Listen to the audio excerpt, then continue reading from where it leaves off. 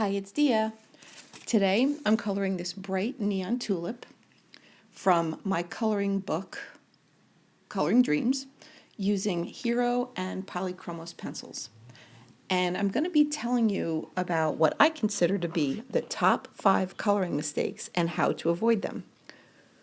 And I hope if you don't already follow me, you subscribe now because I'll be posting this how-to in real time for anyone who wants to color along with me. Oh, and just so you know, the image can be found not only in my book on Amazon, but it's also sold as an individual page in my Etsy shop called Art by Dia. So now to the top 5 coloring mistakes. And in my opinion, just for a bit of an intro, I think that we are riding a huge coloring book wave, and it doesn't look like it's going to crash anytime soon. People like coloring fairies, exotic fantasy pictures, even explicit curse books, and we can't seem to get enough of our favorite pastime.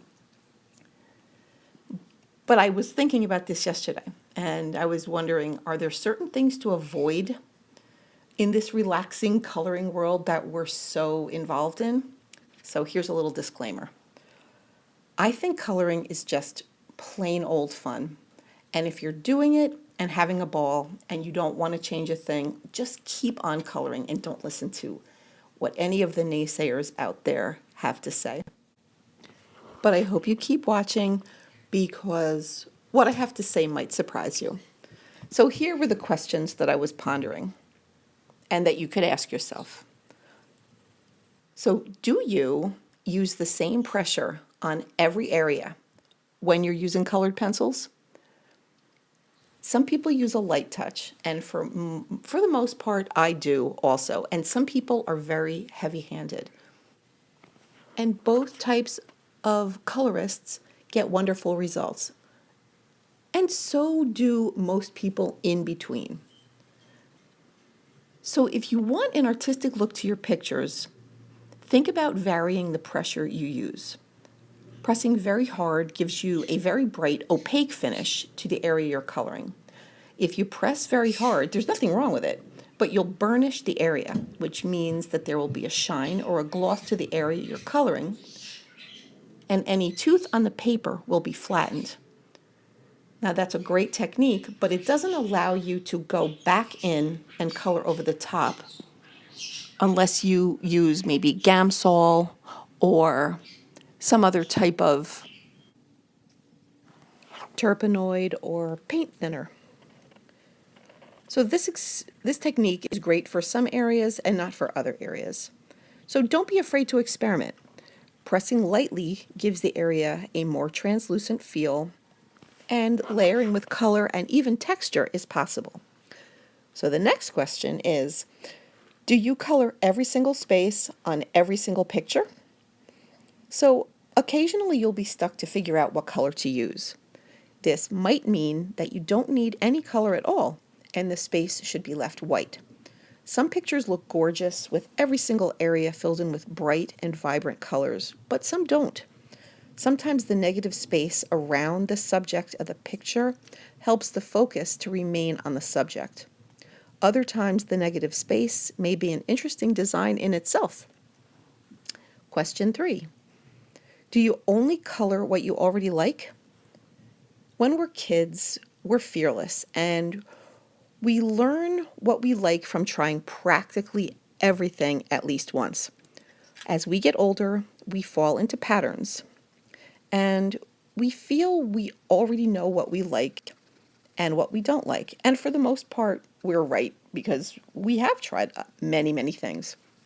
So recently I spoke to some colorists, and many said that they didn't like to draw people or houses or any number of things. But when they tried, they actually liked doing it. So give it a whirl. Throw yourself at something new, try some new coloring themes, even try something that you didn't think that you could do or something that's a little intimidating. So do it and see where you stick. Question 4 to ask yourself. Do you have the feeling that more is better? So how would you feel to have an endless supply of colored pencils or markers or even watercolor paint, or maybe enough gel pens to cover an entire wall. To most people, it sounds divine. So sure, having a choice is nice, but having a smaller amount can be wonderful too. Now I'm going to talk about myself here for just a second. When I illustrated a children's book many years ago that ended up getting published, the only thing that I used to color it was a set of 24 Conti charcoal pencils. And like I said, it got published, and the book and I spent a lovely weekend featured at the Eric Carle Museum of Storybook Art in Massachusetts. So practice blending colors. Using a blending stick or turpenoid helps too. You might surprise yourself. Also, having less pencils is a great study in color theory. You're forced to make new shades out of necessity, and the skill translates when you have even more pencils. Think about all the colors you'll be able to create. Now, that being said, I think almost everyone agrees that the seemingly endless choices we have in coloring books and styles is good. You can try this too. Choose 3 or 4 colors and finish an entire picture using only the colors that you've chosen. You might be in for a treat if you haven't done this before. Question number 5. Do you try to make every image perfect? Yes, there is beauty in photorealism, and I like doing it myself. It gives you a wonderful feeling to put your personal spin on something that already exists. That's really exciting. But there's also another kind of awe that comes from literally creating something that has never existed on this earth before. So use your imagination. Nobody is stopping you. This coloring thing is completely yours. If you color, you're an artist, and you can use your creativity in any way you like. Unlike a job or any other kind of duty, coloring is your thing, and you can create any world that you like. If it makes you happy, do it. No one gets hurt here, and this is only my humble opinion, but putting a smile on your own face helps you spread the joy and take care of other things in your life. So even if you're not the best colorist on earth, and truly there's only one and nobody knows who that person is, do what thrills you. Everything has cracks. That's how the sun gets in. That's a quote by Leonard Cohen, and I love it. Nobody's perfect.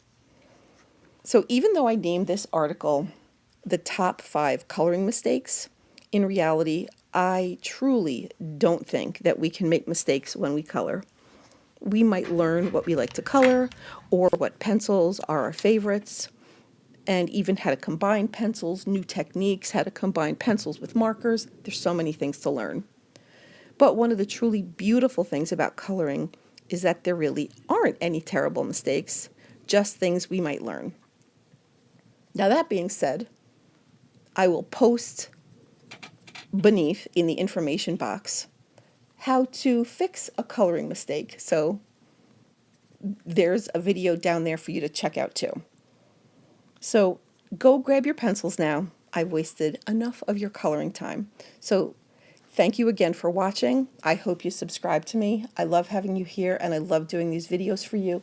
Please feel free, if you want to comment below, tell me what you would like me to address, or you would like me to touch on, or what you would like to see more of. I would love to do that for you. So once again, hit subscribe below, follow me, hit the like button, and that's it for now. So I will see you soon in the next video. Thank you.